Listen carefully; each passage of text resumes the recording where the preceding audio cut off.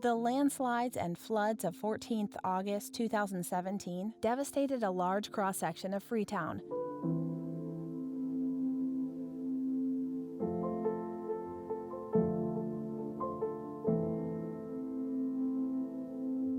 An estimated 6,000 people were affected, of which 1,141 have been declared dead or missing, and more than 3,000 people have lost their homes.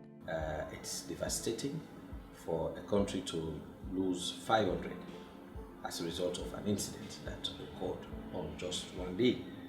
And more so as we are just emerging from another disaster, the Ebola disaster, for which we are yet to recover. According to reports, the landslide took place in 2 stages, with the lower part of the slope slipping into the valley, followed by the upper part of the slope. The main landslide caused major destruction in infrastructure, including real estate, bridges, health facilities, and schools. The government of Sierra Leone requested the World Bank and United Nations support to conduct a comprehensive rapid damage and loss assessment, DALA. On the 15th of August, the World Bank received a detailed letter from the Minister of Finance requesting for help.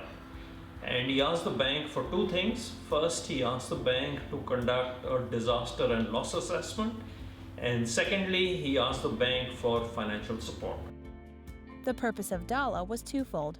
First, to quantify damages and losses, and second, to make preliminary estimations for mobilizing funds and launching immediate recovery.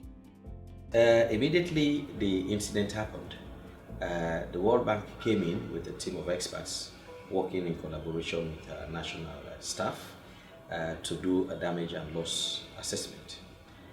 This exercise has been completed and the presentation done to the presidency. August is a time when most people in Washington are on leave. A lot of bank staff take leave, especially in the beginning or the middle of August. A lot of people were on leave, and I'm really proud of the fact of the way the bank responded. Right? I think we put together a team of disaster management specialists and sector specialists very, very quickly. So to understand the kind of the impacts of disasters, the disaster itself, we have to first of all understand the overall physical characteristics of the event. So trying to first of all understand the extent of the disaster, particularly the landslide, which was the most devastating part of the event. At the same time, there was flooding in the rest of the city. So that was also something that we had to map out, understand which households were affected, and based on that we did a detailed assessment of the different economic impacts of the disaster, looking at both the different sectors of the economy, infrastructure, the social side, but also the productivity and commerce.